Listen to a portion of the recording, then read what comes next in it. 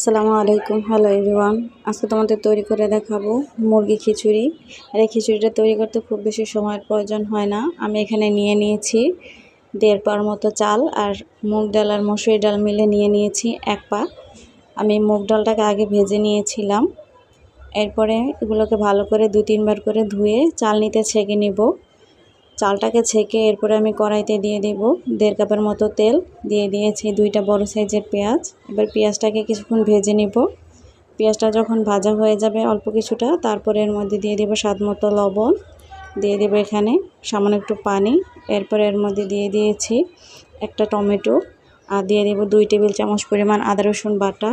দিয়ে দিয়েছি 1 চামচ জিরার গুঁড়ো, 1 চামচ ধনিয়ার গুঁড়ো, 1 চামচ মরিচের গুঁড়ো, আর দিয়ে দিয়েছি 1.5 চামচের মতো হলুদের গুঁড়ো। এবারে মশলাটাকে ভালো করে কষিয়ে নেব। আমি এখানে দেশি মুরগি নিয়েছি 1 কেজির মতো।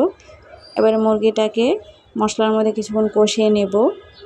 মশলার মধ্যে অল্প কিছুক্ষণ কষিয়ে এর মধ্যে দিয়ে দেব 2টা আলু। আমি আলুটাকে একটু বড় সাইজের করে নিয়েছি।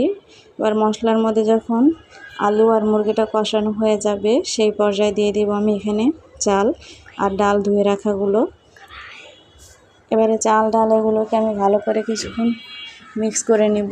মশলার সাথে মেশানো হয়ে গেলে দিয়ে দিব গরম পানি। আমি যেহেতু এখানে চাল ডাল মিলে আধা কেজির মতো নিয়েছি, তাই আমি 1 কেজি পরিমাণ গরম পানি দিয়ে প্রেসার কুকারে ঢাকা দিয়ে 2টা সিটি দিলেই ব্যাস তৈরি হয়ে গেল আমার মুরগি খিচুড়ি। যেহেতু আমি এটা মুরগি দিয়ে তৈরি করেছি, তাই এক্সট্রাভাবে মুরগিটাকে রান্না করার প্রয়োজন হয় নাই। এবারে নামিয়ে নিলেই তৈরি হয়ে গেল আমার মুরগি খিচুড়ি। আল্লাহ হাফেজ।